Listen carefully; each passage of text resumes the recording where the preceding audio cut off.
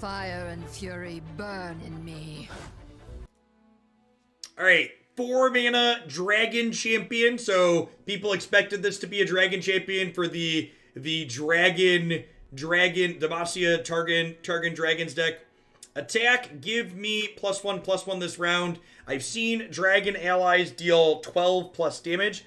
Lydrol, thanks for re-upping that prime for the 4th month. I appreciate the 3rd of the year. Welcome back. Thanks for keeping me around. Yeah, alright, so the level up condition on this seems pretty easy, right? Yeah, she notably has to see the damage happen.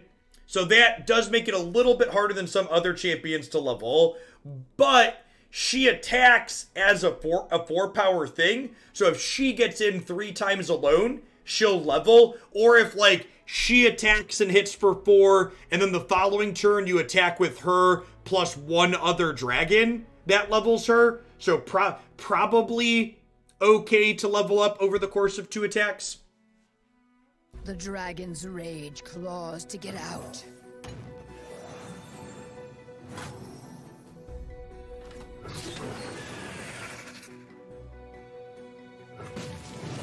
Oh, blocking deals damage too. Yeah, that's a good observation. She can technically level when blocking as well.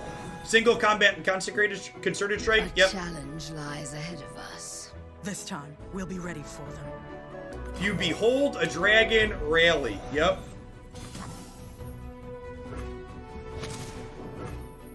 Suffer my fury.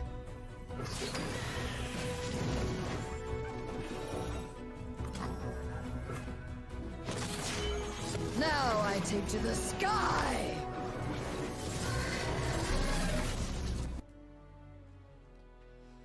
Okay, 4/5 with Fury. Fury's a keyword that means whenever this kills something, it gets +1/+1 bigger. When she attacks, she gets +2/+2 until end of turn and creates a fleeting strafing strike. All right, what does strafing strike do?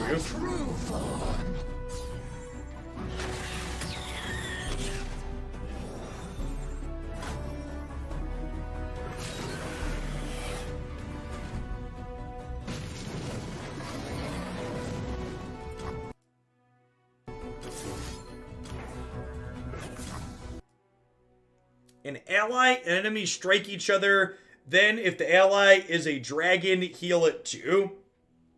I mean, that's nothing crazy, but that's like super playable, right? Like, single combat is a Demacia staple for a reason. And while this obviously costs 1 more mana than single combat, the fact that it heals 2 is on dragons is like very reasonable, especially with all your dragons having a lot of the dragons having fury to make themselves bigger.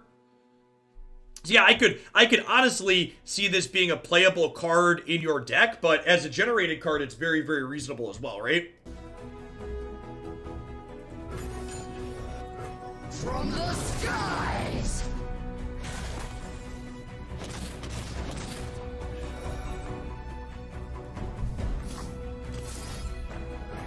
Claw and talon!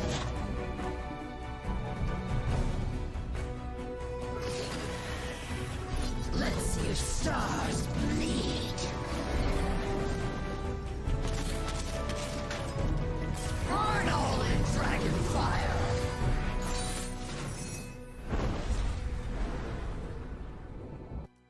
Lightning Helix. Not quite Lightning Helix, as it heals the unit that's fighting. There's a couple more cards here.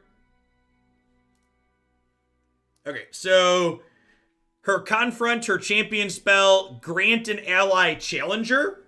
That's pretty good. Permanent challenger seems good. Again, grant means you get it permanently as a modifier. Strafing Strikes, a collectible card like we talked about. Kaldegrin the Infernal. When I'm summoned, grant other dragon allies everywhere +2/+2. Runeterra combat resolves left to right, so the ordering in which you attack with your units matters, Tenoril. So actually, if you watch back through that preview video we just watched, if there's dragons to the left of Shyvana, she'll level as they hit before she hits. This is quite quite the dragon top end. Eclipse Dragon, Targon Dragon, Daybreak. The next dragon or celestial unit you play costs 2 less. Nightfall, create a random dragon follower and celestial follower in hand. That's kind of sweet. Huh.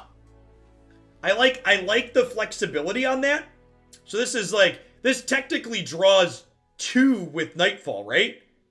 Yeah, so like it does both. So again, people that are new to Runeterra, Daybreak means if it's the first card you've played in the turn, it does one thing. And Nightfall means if it's not the first card. So if you lead on this, the next thing gets a cost reduction. If it's the second thing you play, it draws you 2 cards basically.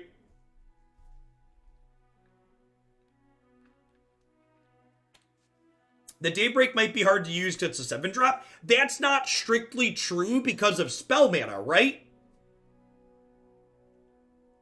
Like, because of spell mana, you can know that you have this 7-drop coming up on your curve and, like, bank 1, 2, 3 mana the turn before you get to 7 and then use that to trigger the Nightfall on 7.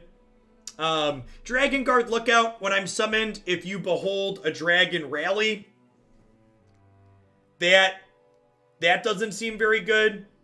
Spell mana doesn't work for units. Yeah, that's not what I said, Quaddle. So, spell mana can be used for spells to enable Nightfall, though. So, you can use spell mana to play a spell before playing this, so you play this as Nightfall.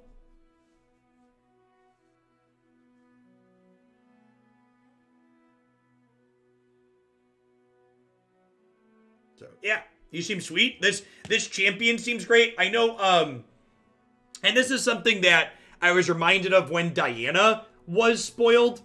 Shyvana, her stats aren't super impressive at the baseline, but she's also a 4-drop, right? So, like, the context for, like, the stat lines on these champions when they're lower cost, there's definitely a lower threshold for them to cross to be playable, and the fact that this is a 4-drop that attacks as a 4/5 and levels up reasonably quick, I think probably makes it very decent. All right, let's dive back into some more games here with